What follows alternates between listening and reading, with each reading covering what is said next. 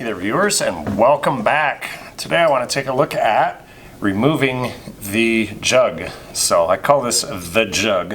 It's kind of a motorcycle slang term. Google it.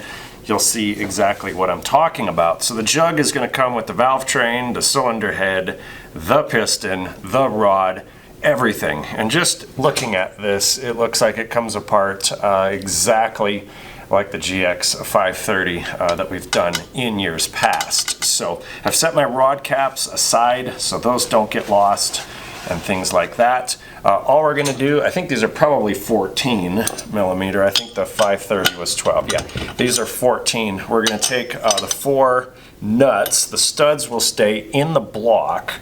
We'll take the 4 nuts loose. Probably do that in time lapse. And then there should be, if it's like the other engine, there should be a couple of dowel pins, so we'll hit these jugs on the side. Don't damage the rocker, or excuse me, the push rod tubes. And then we should be able to just pull these jugs right off 1-2 barbecue and be done with it. Have a little bit of cleaning, and you know, Bob's your uncle. Let's make it happen.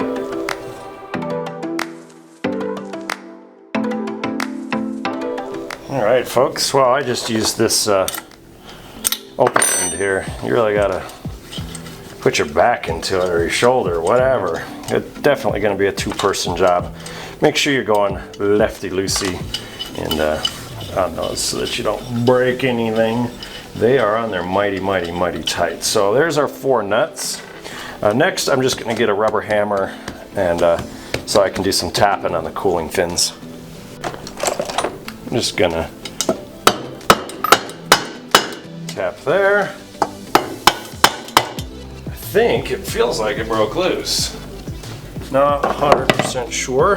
They do give you, if you can find your prying devices,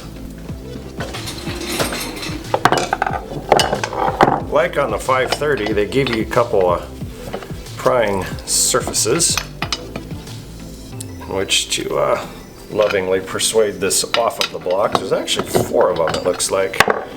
But there you go. So that's 1 jug, and we'll just do it. It is labeled number 2, just so you know. So keep that in mind when we go reassemble.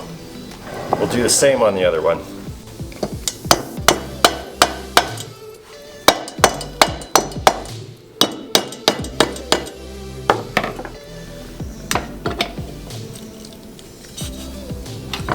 That's broke loose. You want to be a little bit careful prying because there are dowel pins up underneath this, so don't want to break any of that stuff. It does look like on this side we have to remove the governor arm, so that should be no big deal. It's definitely keyed, unlike all the other engines, so we should just be able to pull this 10 millimeter bolt out. Well, rather it's 10 mil. There we go. And occasionally slide that thing out. So yeah, if you look at the governor, this half moon fits into a half moon there, so there is no calibration unless they're having you calibrate it up here. I don't know, but don't take that bolt out just in case. All right, nextly you need to remove that flywheel key, and then we should very carefully, without really trying or damaging the seal, wow, that's a heavy crankshaft. Should be able to remove the crankshaft.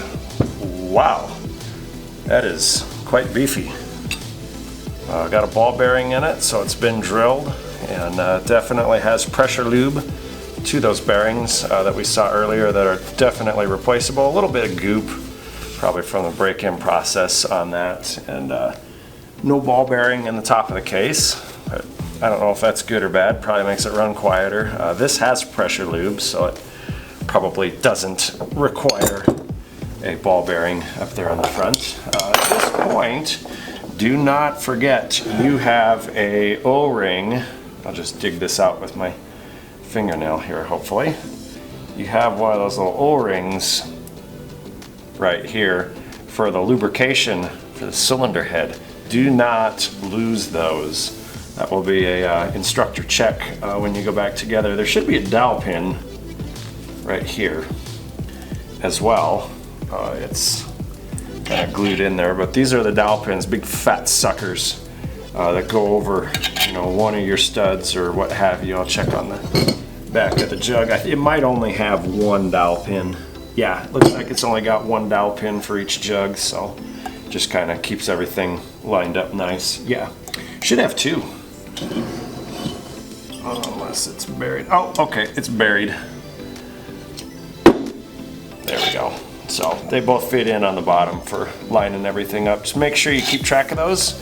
Your next step is to clean the block because everything's out of it. I have all 4 dowel pins, 5 dowel pins accounted for. We're going to clean this block out really nice. Not going to show it on camera. Do also remember on this side you have that same little seal. I don't want them to get lost. If they do get lost, we're going to definitely have lubrication issues when we run these things, and that's not good. You don't want to be buying an engine. You got better things to spend your money on. So let me get this all cleaned up and we'll see you later. Thanks for watching.